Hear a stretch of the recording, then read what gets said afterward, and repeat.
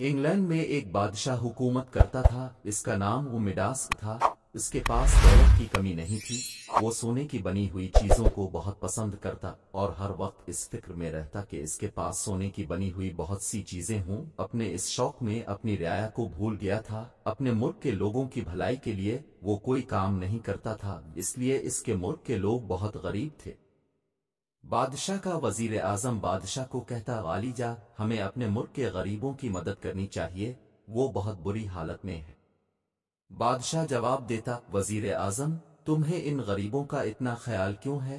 क्या तुम ये चाहते हो कि हम अपनी दौलत उन भूखे नंगों में लिटा दें और खुद फकीर हो जाएं? नहीं, ये नहीं हो सकता। हम उनकी कोई मदद नहीं कर सकते। ये कहकर वो अपने महल के कमरे में चला जाता और अपने पास जमा किए हुए सोने के सके गिनने लगता। वो जितना ज्यादा सोने के सके गिनता, उसे इतना ही मजा आता।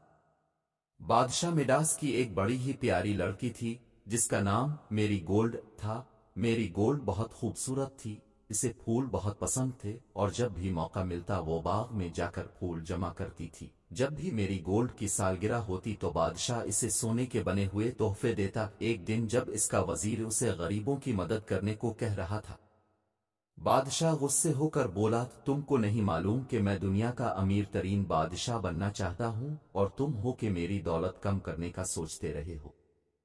बादशाह ने वजीर से कहा, मैं चाहता हूँ कि मैं जिस चीज को छूऊं तो वो सोने की हो जाए। वजीर ने कहा, ये तो बहुत खतरनाक सोच है, इससे बहुत नुकसान हो सकता है। बादशाह ने कहा, गुस्ताखी, खामोश हो जाओ और मुझे तुम्हारे मशवरा की जरूरत नहीं है। इसी वक्त वहां से एक परी गुजर रही थी। इसने जब बादशाह की ख्वाहिश सुनी तो उसने लालची बादशाह को सबक सिखाना चाहा। परी बादशाह के सामने आई और कहा, मैंने तुम्हारी ख्वाहिश सुनी है और इसे पूरा करना चाहती हूँ। बादशाह ये सुनकर बहुत खुश हुआ। परी ने कहा, कल सुबह तुम किसी चीज को भी चबाओगे वो सोने की हो जाएगी। बादशाह ये सुनकर बहुत खुश हुआ। अब उसे रात को नींद ही नहीं आ रही थी कि जल्द छुट्टिए से सुबह हो और उसकी ख्वाहिश पूरी हो। उसने अपने अब से कहा, मैं सबसे अमीर बादशाह बन जाऊंगा। लोग मेरी दौलत की मिसालें देंगे। कितना अच्छा लगेगा जब मेरे पास हर चीज सोने की होगी। सुबह बादशाह बहुत जल्द नींद से जाग गया। इसने जैसे ही अपने कंबल को छुआ तो कंबल सोने का हो गया। बादशाह बहुत खुश हुआ। अब इसने कुर्सी को छुआ तो कुर्सी भी सोने की हो गई। जुग को छुआ वो भी सोने का हो गया। मोमबत्ती के स्टैंड को छुआ तो वो भी सोने का हो गया। अपने पलंग को छुआ तो वो सोने का हो गया। अपने कमरे की सब चीजों को सोने का करने के बाद बादशाह अपने महल के बाग में गया। वहां इसने फूलों को छुआ तो वो भी सोने के हो गए। मेरी गोल्ड के पले हुए हिरन और खरगोश को छुआ तो वो भी सोने के हो गए।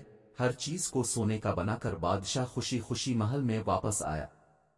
जब वो नाश्ता करने मेज पर बैठा था का नाश्ता कर सके, मेज पर नाश्ता लग चुका था।